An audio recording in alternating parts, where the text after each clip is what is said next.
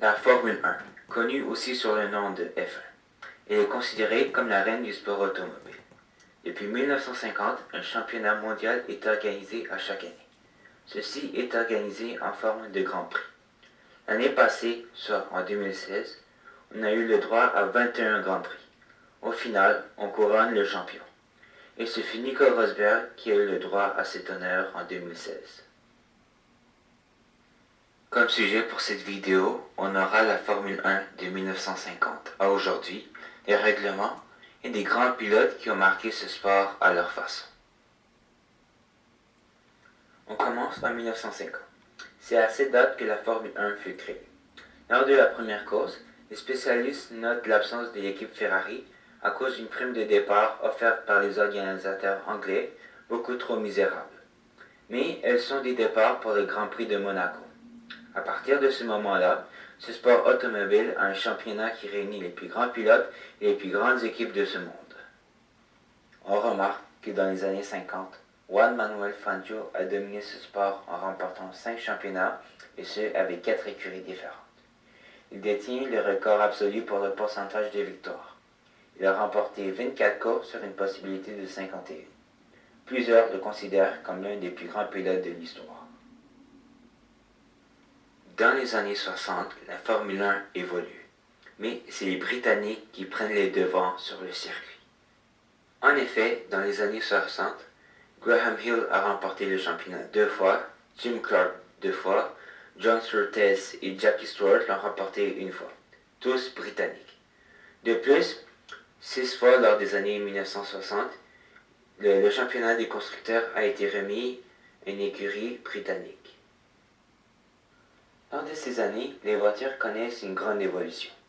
Les voitures sont plus rapides, plus performantes, et elles commencent à ressembler de plus en plus aux voitures modernes. Ceci permet à une nouvelle écurie de se démarquer. C'est une écurie américaine et c'est Ford. Elle remporte 12 championnats entre les années 1968 et 1982, mais elle ne fut jamais seule. Elle a toujours été accompagnée d'une autre écurie, comme Lotus, Matra, McLaren, Tyrrell, Williams ou Brabham. Dans les années 80, les Brésiliens Nelson Piquet et Ayrton Senna amènent plusieurs Brésiliens et personnes d'Amérique du Sud à aimer la Formule 1. En effet, la Formule 1 redevient populaire de plus en plus depuis l'époque de Juan Manuel Fangio. De plus, un événement tragique survient lors de la mort de Gilles Villeneuve lors des qualifications du Grand Prix de Belgique le 8 mai 1982. Nelson Piquet a remporté 3 championnats dans les années 80 et Ayrton Senna a lui aussi remporté 3 championnats, mais seulement 1 dans les années 80. Ces deux Brésiliens ont rendu le sport beaucoup plus sérieux dans un pays maintenant fan de Formule 1. Dans les années 90, une autre star de la Formule 1 décède. C'est Ayrton Senna en 1991 durant le Grand Prix de Saint-Martin. Durant ce Grand Prix, un autre pilote meurt. C'est l'Autrichien Roland Ratzenberger. Cet événement tragique a eu beaucoup d'influence dans le monde du sport automobile. La sécurité des pilotes a pris une toute nouvelle envergure. De nombreux circuits sont redessinés et le design des voitures est modifié. Les monoplaces sont désormais moins rapides dans les courbes. On remarque que Jacques Villeneuve est le premier Canadien à avoir remporté un Grand Prix. De plus, Michael Schumacher apparaît pour la première fois sur ce tableau, mais certainement pas la dernière fois.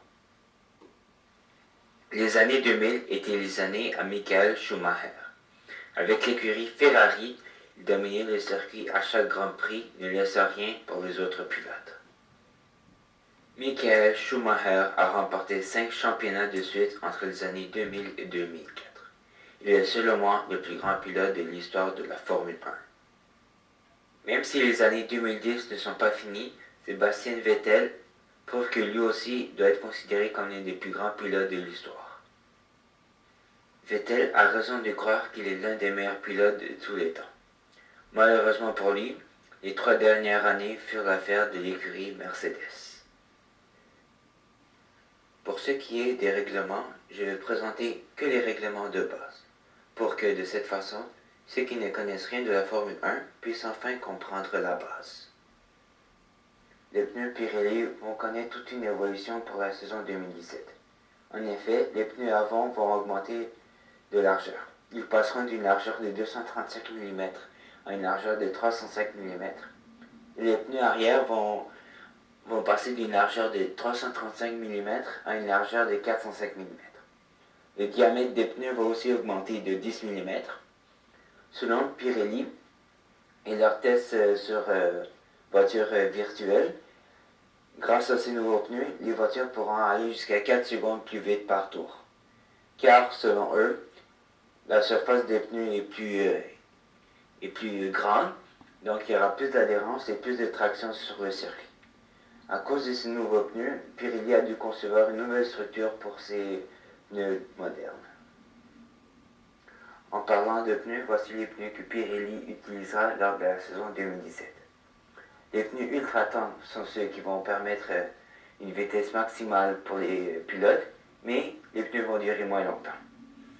Les pneus extra tendres sont ceux qui vont être un peu moins efficaces, mais qui vont durer plus longtemps. On va aller ainsi de suite jusqu'aux pneus durs qui, eux, ils n'ont pas beaucoup de rapidité avec ces pneus, mais les pneus sont très endurants et ils peuvent durer jusqu'à une moitié de course.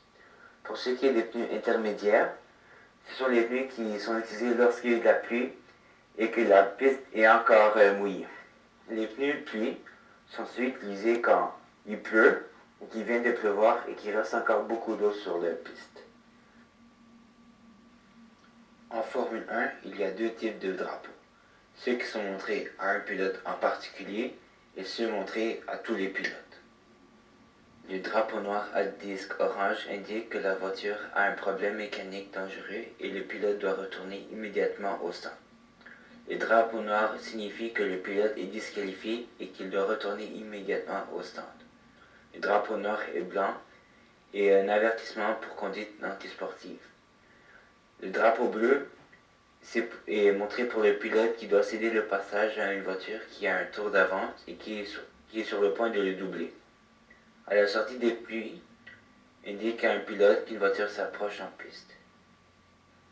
Le drapeau jaune a plusieurs significations. Quand il est montré, cela signifie qu'il y a un danger et qu'il est interdit de doubler. Quand le drapeau est agité, cela signifie qu'il faut ralentir.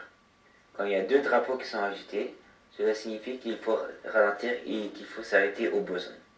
S'il est montré avec un panneau essai, cela signifie qu'il y a la voiture de sécurité en piste. Le drapeau rouge signifie la fin d'une séance ou d'une course et que les pilotes doivent retourner immédiatement au stand. Le drapeau jaune à bande rouge signifie qu'il y a une matière qui rend la surface glissante sur la piste. Le drapeau vert, c'est la fin de la zone danger indiquée par un drapeau jaune où le danger signalé au tour précédent n'existe plus. Les dépassements sont désormais autorisés. Le drapeau blanc, c'est un véhicule lent qui est présentement en piste. Le drapeau à damier est agité à la ligne d'arrivée. Ce drapeau indique la séance ou la fin de la course. Pour le moteur de la Formule 1, il y a un grand changement entre la saison 2013 et 2014. En effet, la taille des moteurs est passée de 2,4 litres à 1,6 litres. On est passé d'un moteur V8 à un moteur V6. Et le RPM maximal en 2013 pour une voiture de Formule 1 était de 18 000 RPM. Et en 2014, il est passé à 15 000 RPM. Pour ce qui est de l'essence, avant la saison 2013, il n'y avait pas de limite. Mais les voitures ont utilisé environ 160 kg d'essence. Avec les nouvelles modifications, la FIA a pu mettre une nouvelle limite de 100 kg pour chaque course. Pour ce qui est de l'essence, depuis 2010, les écuries n'ont plus le droit de mettre de l'essence dans les voitures pour des raisons de sécurité. À ces raisons, on a augmenté le réservoir de 22 cm. On sait tous que le Grand Prix, c'est dimanche. Mais avant dimanche, il y a samedi, et samedi, ce sont les qualifications. Il y a trois tours de qualification. Ils sont appelés Q1, Q2 et Q3. Q1, c'est tous les pilotes qui participent. C'est une course de 18 minutes. Les pilotes peuvent passer autant de fois qu'ils veulent. Et c'est seulement les 16 pilotes avec le meilleur temps qui passent au Q2. Ceux qui ne sont pas dans les 16 meilleurs ont déjà leur position pour la course du dimanche. Dans Q2, c'est une course de 15 minutes où seulement les 10 meilleurs passent. Et ceux qui sont entre la 16e et la 10e place auront leur position pour la course du dimanche. Et finalement, Q3, le moment le plus intéressant de la Formule 1, selon moi, c'est une course de 12 minutes où les 10 meilleurs pilotes, pendant Q1 et Q2, donnent tout ce qu'ils ont pour avoir la position de tête. Pour le début d'un Grand Prix, on utilise des lumières pour faire le départ. En effet, quand les séries de lumières rouges s'éteignent, c'est le début de la course. La personne qui s'occupe d'éteindre les lumières, c'est Charlie Whiting. C'est un gars très important dans la Formule 1 et il occupe plusieurs fonctions, dont une, c'est le directeur de course. Il y a 4 types de pénalités fréquentes dans la Formule 1. Ces pénalités sont décernées par une association d'anciens pilotes. La première pénalité, qui est la moins sévère d'entre tous, c'est celle de 5 secondes. Cette pénalité, le pilote a le choix d'ajouter ces 5 secondes à son temps de course ou à son prochain arrêt au puits, qu'il doit attendre 5 secondes avant que les mécaniciens puissent changer les pneus. La deuxième pénalité, c'est celle du passage au puits obligatoire. En effet, le pilote doit passer au puits, mais sans s'arrêter et en respectant les limites de vitesse. La troisième pénalité, c'est celle de 10 secondes. Avec cette pénalité, le pilote n'a plus le choix s'il veut qu'on ajoute les 10 secondes à son temps de course ou à son prochain passage au puits. Il est obligé d'aller au puits même s'il a de nouveaux pneus.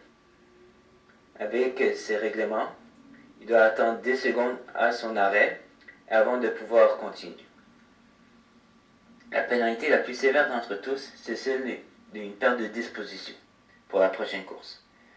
En effet, si le pilote fait une pénalité grave, l'association peut décider d'ajouter 10 pour la prochaine course, que le pilote, au lieu de commencer par exemple à la 11e place, qu'il perd 10 positions et de cette façon qu'il commence à la 10e place. À la fin de chaque course, on donne des points aux pilotes selon leur position.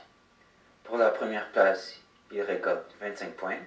Pour une deuxième place, on récolte 18 points. Une troisième place, 15 points. Et ainsi de suite jusqu'à la 10e place où on récolte qu'un seul point. À partir de la 11e place, il n'y a plus aucun point qui se donne. Pour savoir qui est champion du monde, on fait un cumulatif de tous ces points et c'est celui avec le meilleur score qui devient champion du monde.